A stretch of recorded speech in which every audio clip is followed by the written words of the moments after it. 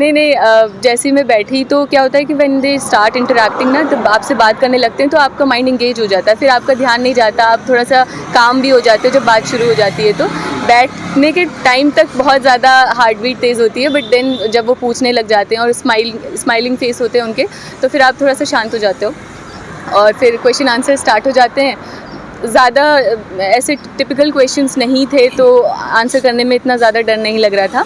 का स्वागत है। जैसा कि आपको पता है यूपीएससी इंटरव्यू चल रहा है। हम लगातार छात्रों से बात कर रहे हैं, एस्पिरेंट से जो इंटरव्यू दे के आए हैं और तैयारी जो करते हैं एस्पिरेंट को क्या क्या विशेष ध्यान देना चाहिए।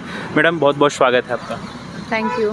अच्छा मैडम, क्या शुभ नाम है, कौन सा अटेम्प्ट था आपका? गुलफिज़ा नाम है मेरा, 4th अटेम्प्ट है ये। कहाँ से बिलोंग करती हैं? मैं रामपुर से बिलोंग करती हूँ, उत्तर प्रदेश। क्या मीडियम क्या है मैडम आपका? English medium. English medium. जब आप इंटरव्यू हॉल में जाती हैं और जो आपने सोचा था कुछ वैसा ही घटित हुआ या फिर सिचुएशन अलग थी? एक्चुअली मुझे लगता है सोचना नहीं चाहिए, क्योंकि कभी आपकी सोच के बियॉन्ड कुछ हो जाता है ना, तो you are not ready for it. तो आपको क्या है कि जैसे मैं पॉजिटिव भी सोच रही थी तो नेगेटिव भी सोच रही थी कि कुछ ऐसा भी हो सकता है, शायद कुछ वैसा भी हो सकता है, तो सो दैट कि जब जो चीज़ हो वो आपको ज़्यादा इफेक्ट ना करे। तो यही था कि मैं बहुत ज़्यादा पॉजिटिव भी नहीं सोच रही थी और मैंने लास्ट मोमेंट पे ये सोचा था कि ठीक है, अभी जो भी होगा that is going to happen, मैं कुछ नहीं कर सकती हूँ, बस आई वाज प्रेइंग थोड़ा सा अपने आप को काम करने के लिए।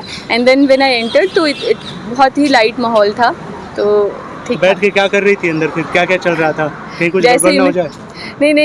जैसे ही मैं बैठी तो क्या होता है कि व्हेन दे स्टार्ट इंटरैक्टिंग ना, तो आपसे बात करने लगते हैं तो आपका माइंड इंगेज हो जाता है, फिर आपका ध्यान नहीं जाता, आप थोड़ा सा काम भी हो जाते हो जब बात शुरू हो जाती है। तो बैठने के टाइम तक बहुत ज़्यादा हार्ट बीट तेज़ होती है, बट देन जब वो पूछने लग जाते हैं और स्माइलिंग फेस होते हैं उनके, तो फिर आप थोड़ा सा शांत हो जाते हो और फिर क्वेश्चन आंसर स्टार्ट हो जाते हैं। ज़्यादा ऐसे टिपिकल क्वेश्चंस नहीं थे तो आंसर करने में इतना ज़्यादा डर नहीं लग रहा था।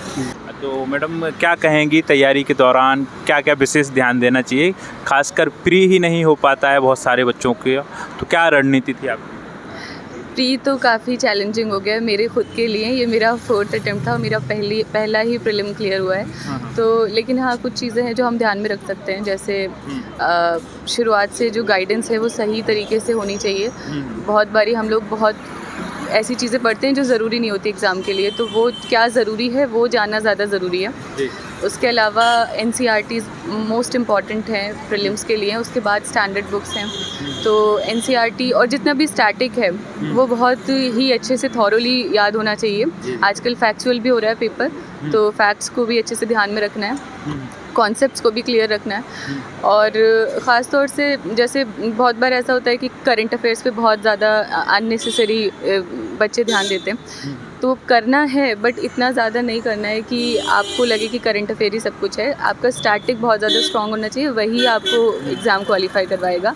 स्पेशली कुछ सब्जेक्ट्स होते हैं जैसे इकोनॉमिक्स है, पॉलिटी है, हिस्ट्री का तो अभी उतना नहीं रह गया है बट फिर भी करते तो हैं, बट पॉलिटी और इकोनॉमी ये बहुत इंपॉर्टेंट है। बाकी करंट अफेयर्स करके ज़रूर जाने ताकि कॉन्फिडेंट रहें आप, लेकिन ये कि बहुत ज़्यादा उस पर ध्यान नहीं देना है। CSET के लिए क्या करना चाहिए? CSAT मेरा बहुत ही चैलेंजिंग था, मेरा ये फर्स्ट टाइम CSAT क्लियर हुआ है। GS मेरा क्लियर हो रहा था बट CSAT नहीं हो रहा था। तो क्या किया था CSET में अब इस बार? मैंने इनसाइट्स IAS का एक प्रोग्राम आता है CSAT के लिए, जिसमें श्यामंत गौड़ा सर हैं, उनकी क्लासेस ली थी और नोट्स बनाए थे, उससे बहुत ज़्यादा प्रैक्टिस करी थी।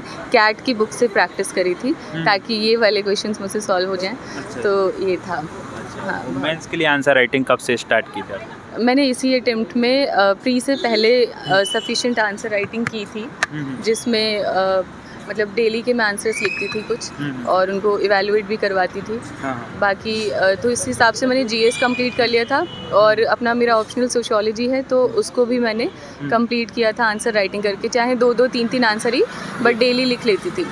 और उसके बाद फिर मेंस जब आया तो क्योंकि आंसर राइटिंग की प्रैक्टिस होना ज़रूरी है, अदरवाइज़ एकदम प्री के बाद में इतना टाइम नहीं होता कि आप आंसर राइटिंग भी सीखें और फिर आप टेस्ट भी लिखें, रिवीजन भी करें, तो इसलिए आपको सफिशिएंट आंसर राइटिंग की प्रैक्टिस होनी चाहिए। वही बस। करंट अफेयर्स कैसे कवर किया आपने? करंट अफेयर्स का मैं एक तो न्यूज़पेपर डेली पढ़ती थी, उसके अलावा कभी छूट जाता है तो आप कोई मैगज़ीन फॉलो कर सकते हो। और मैगज़ीन में इसलिए एडवाइस करूँगी क्योंकि अभी जब मेंस के जो पेपर आ रहे हैं, क्वेश्चन पेपर स्पेशली GS3 हो गया, GS2, उसमें करंट अफेयर्स ओरिएंटेड होता है वो काफ़ी। तो आप जब मैगज़ीन पढ़ोगे तो उसमें एनालिसिस काफ़ी अच्छे से दिया होता है, वो आपको मेंस के टाइम पे बहुत काम आएगा। उसके आप शॉर्ट नोट्स बना सकते हो। तो यह है, नोट मेकिंग मेरा बहुत इंपॉर्टेंट रहता था कि नोट मेकिंग में करती थी अच्छे से, मेंस के लिए भी, प्री के लिए भी। तो करंट अफेयर्स मतलब वहाँ से कर सकते हैं। बाकी प्री के लिए PT 365 आता है, वो पढ़ते हैं लोग, आप भी पढ़ सकते हैं, बट बहुत हल्का फुल्का, मतलब जो बहुत इंपॉर्टेंट लग रहा है ऐसे, क्योंकि वो बहुत ज़्यादा दिया होता है, उतना पढ़ना पॉसिबल नहीं है। लेकिन आपको कुछ आइडिया होना चाहिए हर चीज़ के बारे में, उतना पढ़ सकते हैं, सफिशिएंट होता है। Multiple revision is very important. फिर ये अभी 2025 देने वालों के लिए क्या मैसेज रहेगा, क्या करना चाहिए आपको? मैं यही बोलूँगी कि अभी लाइक इट्स जनवरी, तो अभी ठीक है, फरवरी से स्टार्ट कर सकते हैं अगर किसी को ज़्यादा इशू है तो। और अपना स्टैटिक पे बहुत अच्छा होल्ड बनाना है, कि जितनी बार रिवीजन कर सकते हो उतना अच्छा है। टेस्ट लगाने ज़्यादा से ज़्यादा, क्योंकि उससे आपको अच्छा एनालिसिस हो पाता है अपने बारे में। टेस्ट को मतलब यही है कि जब आप टेस्ट दें तो उसमें ज़रूरी नहीं है कि आप उसको पूरा दिन दे दें, लेकिन जो आप एनालिसिस करें, जो गलत क्वेश्चंस हो रहे हैं उनके ऊपर ध्यान दें कि क्यों गलत हुए हैं, और हर तरीके से उसको अटेम्प्ट करने की कोशिश करें कि ये मैंने गलती करी तो क्यों करी, इसको मैं कैसे सही कर सकती हूँ। इस तरह से टेस्ट अटेम्प्ट करें, और बाकी मतलब सफिशिएंट नंबर ऑफ़ टेस्ट होने चाहिए एंड तक, और revision multiple. And current affairs की PT भी आ गई है, तो वो स्टार्ट कर सकते हैं पढ़ना। ठीक है ma'am, all the best. Thank you so much.